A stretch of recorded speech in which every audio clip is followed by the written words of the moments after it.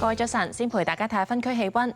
截至上晝7點，各區最低氣温介乎16.2至18度，至最高氣温介乎17.4至18.8度。一齊睇下衛星雲圖。一股清勁至強風程度嘅偏東氣流正係影響廣東沿岸，本港吹住大嘅東風㗎。同時，一道雲帶正係覆蓋各區。預測方面，大致多雲，有一兩陣微雨，早晚有薄霧。日間最高氣温大約21度。吹和緩至清勁東風，初時離岸同埋高地間中吹強風。未來一兩日大致多雲同埋有薄霧。星期日同埋星期一溫暖潮濕同埋有霧。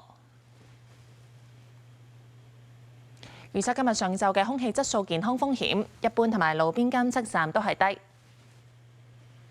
而預測今日嘅最高紫外線指數係4，強度屬於中等。睇埋其他城市天氣。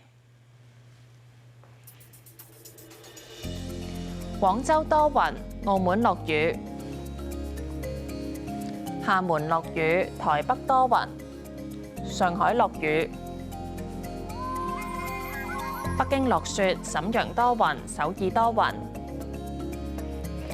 大阪多雲，東京多雲；胡志明市多雲，馬尼拉明朗；墨爾本天晴，悉尼驟雨，布里斯班多雲；奧克蘭驟雨。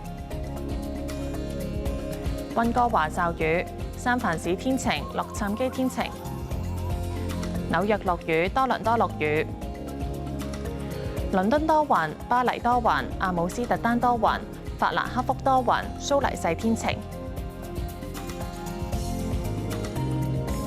天氣先講到呢度。